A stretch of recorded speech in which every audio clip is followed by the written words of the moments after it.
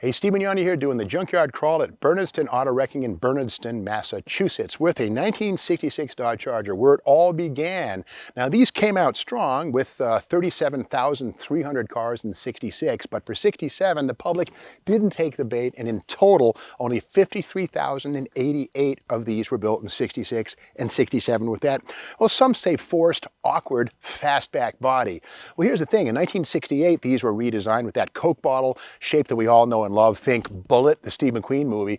And in fact, almost twice as many Chargers were sold in 1968 alone as 66 and 7 fastbacks. Again, only 53,088. Now this one is a classic 70s boy racer or drag racer type. And this scoop looks like really hokey, like what is up with this thing? Well, this actually is Mopar drag racing royalty. Here's why. Now, we look at it, the scoop is kind of tall. It almost looks like a Chevrolet Grump Lump, but no, this is actually something that was designed by Chrysler engineers. This is called the Bauman Boundary Layer Scoop, and here's the deal. It's fiberglass. This is something you would have bought from Direct Connection in the 1970s, I think through the 80s, but here's the history. Now, this is the Motown Missile. This is the January 1972 issue of Hot Rod Magazine. There's Tom Hoover, Teddy Spihar, and this was a follow-up to the Ram Chargers, but that scoop right there, see how it sits real tall like that? Looks kind of weird. Let's look closer. Inside of here, we'll see where the Bauman scoop, this is a wonderful, I love this centerfold, is so cool. But take a look at that hood, it's all handmade and stuff. It looks kind of bizarre, right? And here's all the guys in charge of the Motown Missile. That's Don Carlton right there, poor guy. He passed away in a Hemi Colt about 4 years after this shot was taken. But anyway, this is the story of the Motown Missile getting built. And the Bauman scoop, the whole point of it was that circle right there. There's a thing called a boundary layer. In other words, it's stagnant airflow about 2 inches above the surface of any car going down the road. To get any air into the scoop, you have to elevate the opening of the scoop above the boundary layer. So a guy who worked for Chrysler, John Muscles Bauman, they called him Muscles because he liked to work out, but Bauman said, let's make this scoop high and tall so it really does something. And beyond that, it also raises the opening up to clear the dual Holley Dominators on that Pro Stock Hemi. Now this is the very last gasp of race Hemi dominance before the small block Chevy Vega of Bill Grumpy Jenkins and the Gap and Roush 351 Pinto kind of took the Hemi E-bodies and B-bodies and A-bodies out of the picture with the NHRA's blessing. But anyway, the weird thing is, underneath this Bauman scoop, you can see the remnants of this triangular or this rectangular sort of trapezoidal scoop. This is where somebody on this Charger, before they wanted to add that Bauman scoop, had a race Hemi dustpan scoop. So what is that? Well, this is the Mopar chassis, Direct Connection chassis modification book. And inside of this is a nice little history of Mopar hood scoops. On the left-hand side, we'll see the 67 and 68 type Superstock. That's the dustpan. And then, of course, 68 Hemi Superstocker. And then all the way down, we get to the 73 Pro Stock. And there's the Bauman scoop on the right, and it shows how to make your own. And again, Mopar or Direct Connection, which, by the way, is back. Direct Connection's launched again. In fact, I host some videos, Google or eBay, or, search out Direct Connection Revival, and you'll see me hosting the videos. Anyway, with that said, here is Direct Connection catalog and how to make your own Bauman scoop. And again, Bauman refers to John Muscles Bauman, and they called him Muscle because he worked out, but he was their carburation expert. Now, one thing about this Charger is that it's not a Hemi Charger, but here's 1966. There was actually a dedicated Dodge Hemi Charger ad, Boss Hoss. Look at that. How cool is that? But under 500 of these things were built with the 426 Hemi in 1966. But I love how the Hemi Charger got its own ad in national magazines like Motor Trend and Hot Rod and all that. Now let's lift the hood and see what we have here. All right, nothing. Now we can learn from this one. Single pot master cylinder, of course, 1966 only. Power steering car, and we see remnants of what looks like red paint. So we go to the fender tag, and yeah, okay, QQ1 is red metallic right there, and P4W white vinyl interior. So this was quite the looker, red metallic with a white gut. We can learn more about the engine, but if we stand back a little ways, look at the nose of this thing. It's kind of weird. I call this one the Elvis Costello Special. Look at how the front tires are towed out.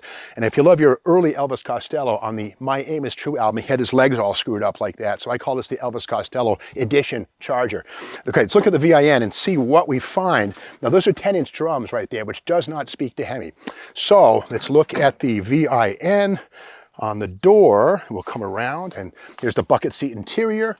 And here we have, okay, we have an F, XP29 F6. F is 383, so this was a 383 Charger. If we see the letter H in 66, yeah, Hemi. J in 67, Hemi, but yeah, this was a 383 automatic car.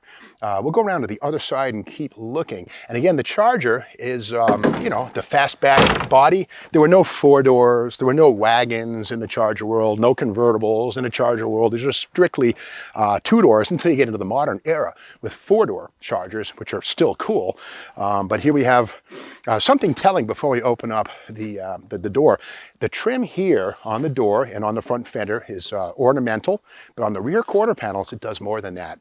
On Charger only, the rear skin is spot welded to the inner, and that trim hides the pinch weld and the seam, which is kind of ugly.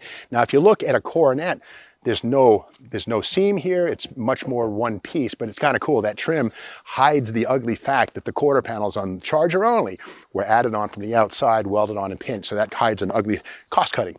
What can you do? All right, inside, look at this. The pistol grip 4-speed, right? Well, not so fast. We see Hurst, we see 4-speed quadrant. This is definitely pistol grip, but somebody actually adapted a pistol grip 4-speed to the TorqueFlite automatic on the floor. In order to get it to move, they whipped up this little defeat button, which does the job of the button on top. So some poor boy pistol grip 4-speed thing. Now today there's a company called Gunslinger Products that will make an automatic pistol grip handle for you. It's aftermarket stuff, but this is way before Gunslinger right here. Other goodies we find inside, these are Keystone Classics right here. This is a 15 by 10. This is a monster. This is the same wheel that Sox and Martin used on their Pro Stock Hemi Cuda in 1970 and 71. These are pretty cool wheels. It's kind of cool right here too. A 15-inch Chrysler, it says here Chrysler disc brake. This would have been from like a 1966 or 7 full-size Newport or New Yorker, whatever, with disc brakes. Not from this car, but kind of cool, the stuff you find inside of a car. But we get back to those wide wheels and tires. We can see the rear wheel opening's been opened up a little bit, and these massive leaf springs. Now we go back to the Direct Connection chassis catalog. They had a whole section on leaf springs, and Chrysler super stock leaf springs came in about 30 varieties. None of them had 9 leaves like this. 1, 2, 3, 4, 5, 6, 8, 9. Somebody stiffened these leaves up to gain ride height to fit those big fat wheels and tires.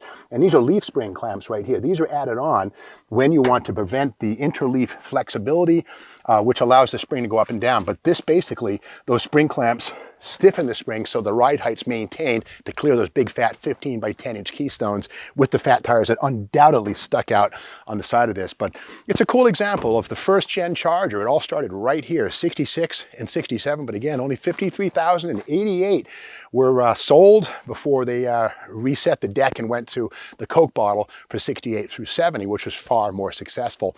But these cars are awesome. They have a lot of drag racing history. Al Graber had an altered wheelbase funny car called Tickle Me Pink, which was an awesome piece. And of course in NASCAR, Cotton Owens, those white cars, number 6, these things were killers in NASCAR. Beautiful piece.